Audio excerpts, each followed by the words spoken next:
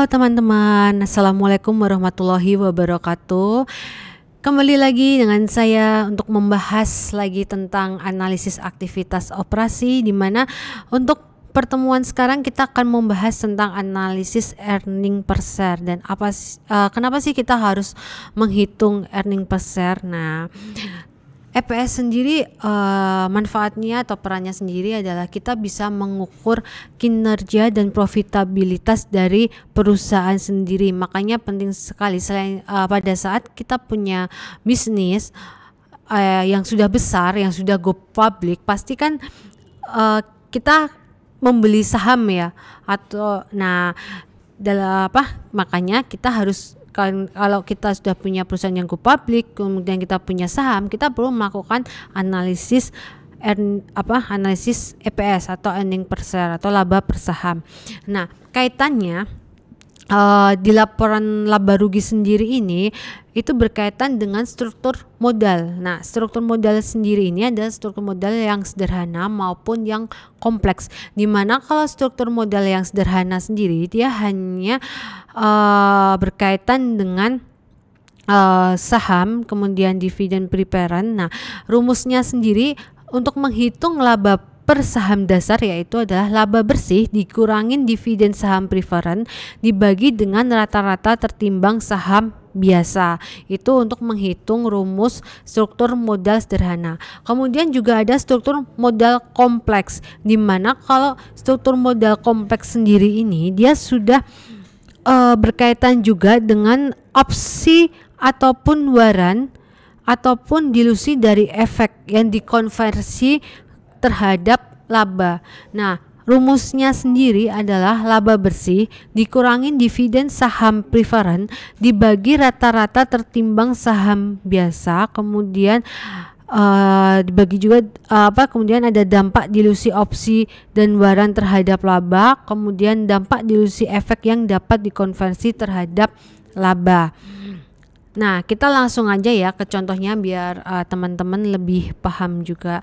Nah, ini ada suatu contoh ilustrasi di sini di mana ada saham biasa 2 juta lembar saham ini akan dia beredar pada 1 tahun. Kemudian ada saham preference 500.000 lembar saham preference ini juga beredar selama 1 tahun. Kemudian obligasi yang dapat dikonversi adalah 5 juta dengan bunga 6% dijual seharga nilai nominal, dan ini obligasi ini dikonversi menjadi 200.000 saham biasa.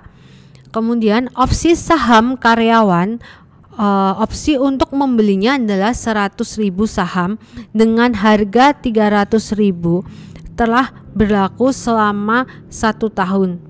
Harga pasar rata-rata saham perusahaan selama tahun tersebut adalah 400.000.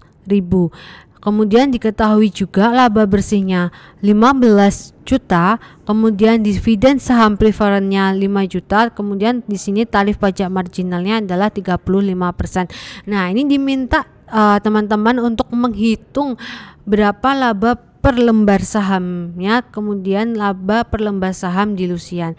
Kita menghitung terlebih dahulu laba per lembar saham biasanya terlebih dahulu. Seperti rumus di awal tadi, yaitu adalah laba bersih dikurangin dividen saham preference dibagi rata-rata tertimbang saham biasa. Di sini yaitu adalah laba bersihnya 15 juta dikurangin 5 juta dibagi 2 juta lembar menjadi Rp5.